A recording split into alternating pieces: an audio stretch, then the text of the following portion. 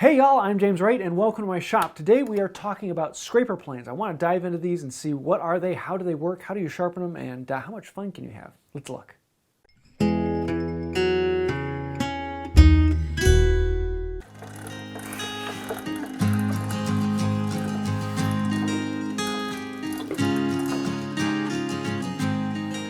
So a card scraper is a great way of doing your finishing work. It gives you a really nice buttery surface. Anytime if you have any tear out, the card scraper can make a good job of just doing some spot work and actually coming in and cleaning out any tear out. And you get these really nice light curls. This one's a little bit dull, so I'm getting a little more sawdust than normal, but you'll also be getting these fluffy curls. That lets you know you're doing something really well. The problem with this is if you're doing a large surface, this can take a lot of time, and it's going to wear out your thumbs, even with a magnet on the back. That is where a cabinet scraper comes in. And a cabinet scraper can do the same work, but your thumbs aren't doing the pressing. You're using your hands, and so you can slide this along the board and get a very similar surface. Plus, you also get a sole on here, which will do a little bit of burnishing to the wood, and this just becomes a lot easier if you have a large flat surface to work with. So let's take a look at how these actually work. Now this is the Stanley number 80, and one of the things that a lot of people have is that the blade is tilted forward. So you're actually pushing it this way with the blade tilted forward. A lot of people like to try and push it this way like a normal plane. It's not designed to do that. Even though there's a bevel on here, you actually push it with the blade leaning slightly forward. This is a number 12, and it does the exact same thing. The blade is leaning slightly forward. But with this one, I can actually loosen up some nuts and change things around and change the angle on this, so I can set a different angle for working the wood. And we'll get a little closer work to that, but I just want to show you this does need to lean forward. The plane goes that way, not that way. So with a card scraper, you actually bend the card scraper so that you have a small working area that you're cutting with. That makes it much easier on your fingers, as well as giving you the ability to spot clean. With the Stanley number 80, you do something very similar. There's a knob on the back here, so I can actually bend the plate. The plate goes in there straight, and then this knob pushes into that plate, which will put a bit of a curvature on there. So you're still just working with a little bit in the middle of the iron. With the Stanley number 12, there is no knob in the back to bend the plate. And I have in this one a little bit thicker plate in here so that this doesn't actually bend. You get a nice flat, smooth cut all the way across the iron. So if you're doing a large surface, sometimes this can be a little bit easier because you can cover a wider area. But the wider the area means you got to have more force, and so that's why you have these big knobs out here. It's a beefier plane so you can push more. So let's actually get into sharpening these. The first thing we want to do is loosen this up, and this will allow me to pull the plate out. This is kind of like a lever cap, except for it's pushing against here, and the bottom of it is pinching the blade at the bottom. You can loosen it up enough, pull this out, and you notice that there's a bevel on this side and a bevel on this side. That allows me to use this as a cutting side, and once this dulls out, I can just flip it over and use the other side as a cutting side. So I can sharpen both at one time and then get twice as much use before I have to go back to the stone. This one, on the other hand, has a tightening knob on the back here that I'm going to loosen up, and then it has two knobs on the front here that we can loosen those up, and this whole plate comes out. Fairly simple design, just 3 knobs, and this whole thing comes apart. Same thing on this. It has a beveled 45-degree angle on here. And now let's actually take these over to the stone and show you how to sharpen them. Okay, now these are halfway between a standard plane iron and a scraping blade. They're a little bit thicker, particularly this one, which I use in the Stanley 12. It's a much thicker plate. And this one has a little bit of flex to it, so I use that one in the 80. There's a 45-degree bevel on here, so just like a plane iron, there's a bevel. But we're not going to be using that bevel to cut. The bevel just makes it much easier to turn a burr on here. The finer you can make that point and the more acute, the easier it is to put a cutting burr on here. So just like with a card scraper, we're actually putting a burr on both sides. On this one, we're just putting a burr on this one beveled edge. That way I can get a nice clean surface running across there. So let's look at actually getting this sharp. So with a normal card scraper, we want to make this a flat edge. So I'm going to plane it here, and I'm going to sharpen it here until we get a nice flat edge, flat, flat, flat. And I'm going to do something very similar on this, except for I want to do the bevel. So I'm just going to be focusing on cutting in the bevel. Now normally, I let my hands ride on the plate beside, and I use that kind of as a honing guide, lock everything in, and then I can sharpen on here. So let's add a little bit of Windex, and then I'm just going to hold it so that I can feel it riding on that bevel and hone in that 45-degree angle. Now if that's a problem for you, you can just grab a speed square, Lock the speed square on there, hold that together, and slide it with that. But that's kind of more overkill than I need. I'm not going to spend much time on there, just a little bit on this one, a little bit on this one, a little bit on that one, and we will be ready to turn a burr. Now I'm not going to strop this because we're not actually creating a cutting edge on here. We just want a surface that we can create a burr on this. And right now I feel a bit of a burr because as I've been cutting this, it's actually bending up a little bit of metal around here, and there is a little bit of burr, but I want to take that off.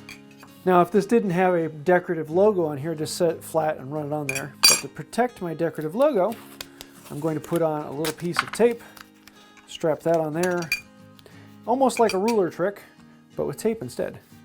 And then like that,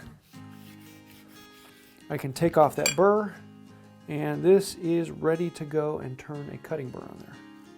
Now we can get on to turning the burr on the edge of this, and I'm going to be using this carbide rod. You can use anything you want as long as it's a harder surface than this. So if you have a safe edge on a file, you can use that as well, or if you have a knife steel, those usually work pretty well. You just want to make sure that your rod is harder than your plate. And I want to start up here with some extra stick, and I'm going to swing it. So I'm going to keep these at 90 degrees to each other. If you want to start a little bit here because the bevel's on the back side here, you can leave it at a bit of an angle this way, but don't put it past this direction here. So I'm just going to keep it about 90 degrees, and as I pull, I'm going to pull it across the plate this way. I'm also going to move out the plate that way, so both movements all in one.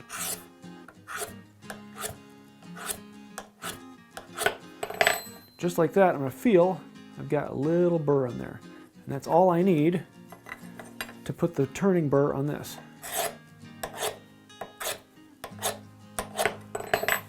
Make sure, and we're good to go. To set up the Stanley number 80, I'm going to set this flat on the table, and I want the bevel to be back towards me. So the bevel is towards the back of the plane.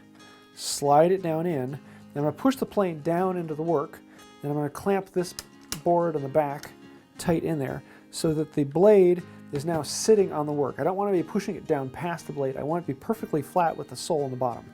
Then I'm going to clamp down these two screws. And there, it's basically ready to work. If I move it on here now, I'm not going to be hitting anything because the blade is perfectly flat with the bottom of the sole. On the back here, I have this knob that I can then tension and bend that iron forward. So I put a little bit of tension on there, and it starts to engage the work. Bend a little bit more, and I cut a little deeper.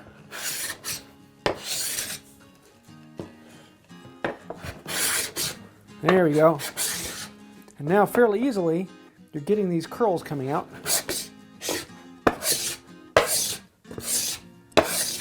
You can start to see the shine coming out in this board. It's almost burnishing it down. So what you're looking for are curls. You want these types of things coming out.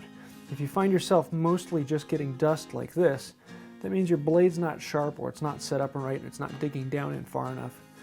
But what you're looking for is this. You get this, and you're doing what you're supposed to do. Now at the Stanley number 12, I like to do it a little bit differently. Some people actually like to keep this at a set angle, and they will lower the blade in so the blade sticks out below the bottom of the sole and use that to scrape. So at the Stanley number 12, it's a little bit different because you don't have that thumb screw to bend it forward. What I want to do with this one is I want to pull this up more vertical, and then I can put the iron in, slide that down. Actually, I want to put it more like that angle. Oop, about that angle. Slide this down in so that the blade is touching the work, and then the sole of this is flat on the work.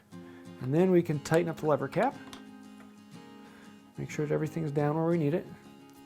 Tighten this down, and then we can push this forward. And as we push it forward, it's going to engage in the work more and more as we go. Something like that. So now we can tighten this down and engage it with the work just a little bit more, and we can go. Now you can see you're getting these curls. I have it fairly heavy in there right now, so these curls are a bit heavier. So if I need to get through some tear out, this is about where I want it. But for the final finishing, these curls are actually a bit too much. So I can loosen it up and drive this in a little bit further, bringing it back more vertical. Lock this down.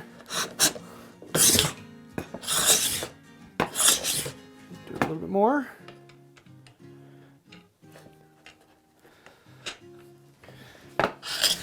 Not quite that much.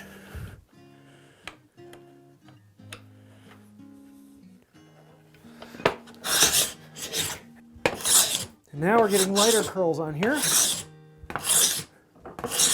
And I can be much, much happier with these curls coming out of there. That's what I'm looking for. Those are about as light as air, really fluffy. That lets you know you're doing good work. A bigger plane like this, with it being able to cut across the whole width, allows you to do a big flat surface really quickly and fairly easily. You can cut through a whole board and have a lot of fun. Once you get decent at sharpening a card scraper, it changes everything you can do. The problem with the card scraper is it's a little bit slow. Whereas if you get something like a scraping plane, and they do come in a lot of other forms, these are two of the most common ones, and once you've mastered these two, most of the other ones come into focus pretty easily, as they're a similar function to one of these two, just with slightly different bells and whistles. Some of them actually have a tote in the back like a normal plane. Some of them have slightly different gripping formats. But they generally adjust either in one way or the other, with tipping it down or with bending the card forward. If you want to see a little bit more information, I do have an old video on the Stanley number 80, and I go into a little bit more detail in this particular one because this is the most common one. You can actually buy one of these on Amazon for, I think it's like 30 bucks from Kuntz. I'll leave a link to that down below. And they're dirt cheap, and you can easily get one and get going. And if you have a large surface you want to scrape down, you want to spend a lot of time sanding, this will do an amazing job. You get tuned up right, and you don't have to sand anything. It's done off this tool. You put finish on, and you're good to go. And that is one of the reasons why I love a cabinet scraper, because they can do large surfaces very quickly. And it's a lot more fun to get this than it is to get sanding dust. So whether you call it a cabinet scraper or a scraping plane, or there's a bunch of different words, and usually they have the word scraper in them, they all basically do the exact same thing. You're turning a burr on a piece of wood, and you're scraping it, and you get a really nice clean surface that you can work with. So a lot of fun once you master it. I hope you like this. If you do have questions, which I'm sure there's a lot more questions, go ahead and leave those down below. I try and get to as many of those as I can. Also, please like, comment, subscribe, and share. That really helps out the channel, and I do say thank you for that. So I think that's about it for today. I hope you like this, and let me know any thoughts down below. Until next time, have a wonderful day. So if a cabinet scraper is for scraping cabinets, is a card scraper for scraping cards?